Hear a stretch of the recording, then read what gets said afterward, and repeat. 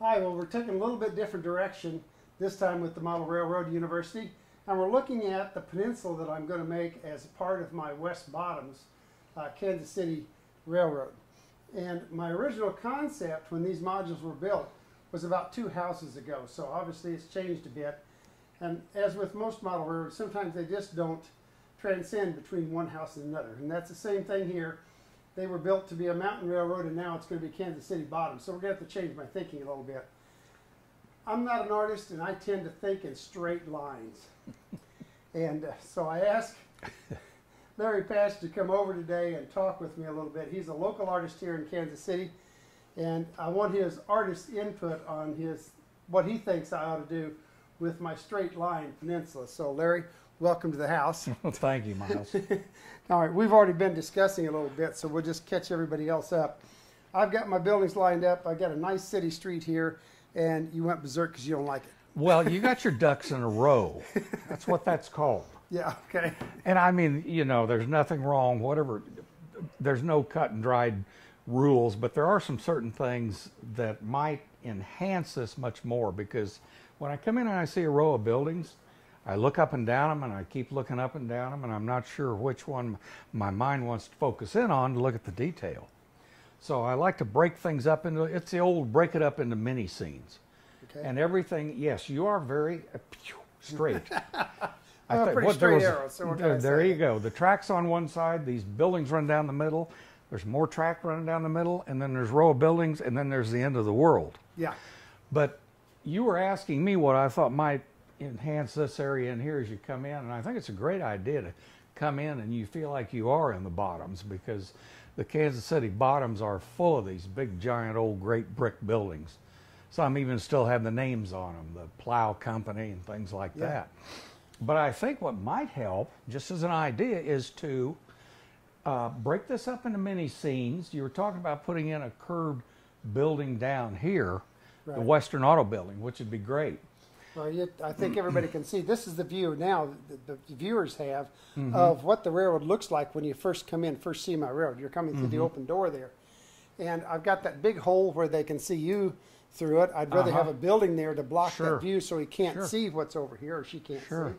And this big gap that we have here of nothingness, it needs filling in, because the Bottoms don't have much open space. There's a building almost everywhere. Right. And I need that same feeling. Correct. Plus the fact that my first railroads that I built, 2 or 3 of them, I really liked the John Allen floor to ceiling idea. And I literally made my mountains 7 feet tall. I took them from the floor right up. There were no control panels. You walk through the canyons. But I can't do the canyons of Colorado in here when I'm doing the Bottoms of Kansas City. And the mountains just didn't quite come to Kansas City. Or Kansas City didn't come to the mountains. It's a little bit flatter. Which way you want to look at it. But I can do what John Lawrence, my best friend in San Antonio, used to say, and that's the canyons of New York City. Or in this case, the canyons of the West Bottoms of Kansas City. And that's what I really want, is these big buildings that really dwarf you as the viewer and dwarf the trains, because they do in real life. Oh, yes. Oh, yeah.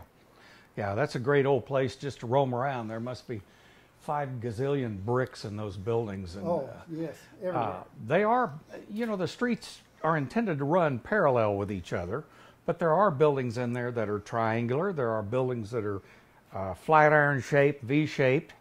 And of course, years ago, back in maybe even this setting or earlier, there were a lot more of those structures that were not perfectly square.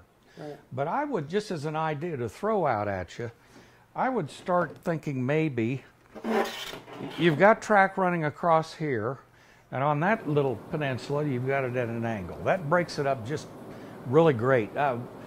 The guys that invented the early weathering booklets, I can't remember who they were, but one of their first things... Nash and Greenberg? Right, Greenberg and Nash. I looked through those the other day. They're old, they're black and white, but they're great. Yes. Every time they would build a diorama, they'd start out by a track or road or whatever, cut on the bias across those. They never started with anything square with the edge. Yeah. And you might kind of do something like this.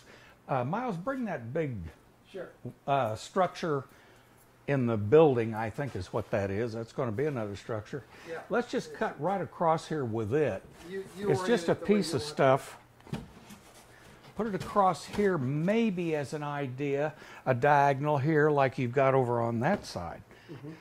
Move this down, put these guys down here together.